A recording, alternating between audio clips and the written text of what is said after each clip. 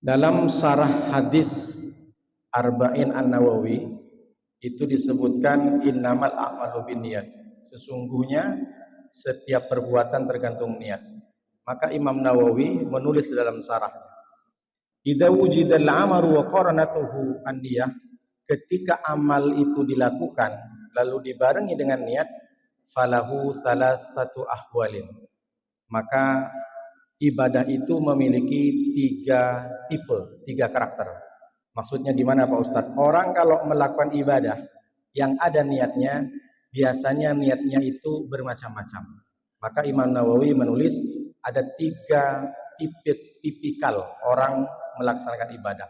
Kata Imam Nawawi, yang pertama, ayyaf ala dzalika, orang melakukan ibadah itu khaufan minallah, semata-mata karena takut dari siksaan Allah, takut masuk neraka. Ada orang sholat karena takut sama neraka.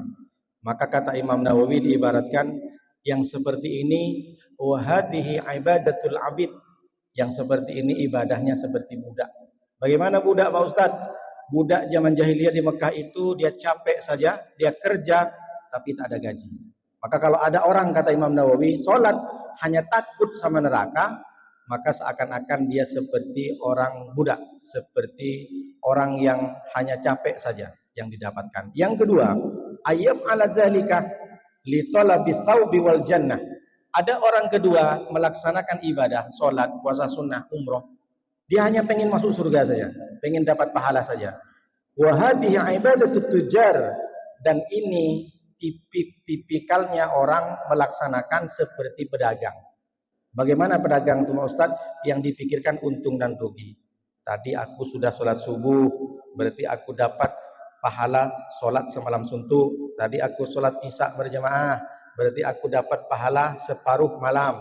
Tadi aku sedekah 1.000, berarti nanti Allah lipatkan gandakan sebanyak 700.000. Yang dipikirkan untung dan rugi. Macam-macam pedagang. Tiap hari dipikirkan, aku modal segini, dapatnya segini. Maka orang kalau ingin masuk surga dalam ibadahnya, dia macam seperti orang pedagang. Lalu yang ketiga, ini yang paling tinggi levelnya. Ayyaf ala dzalika hayaan minallah, melakukan ibadah, sholat, puasa sunnah, umroh, haji, sedekah, zikir, kajian subuh, dia karena malu sama Allah. Malunya apa?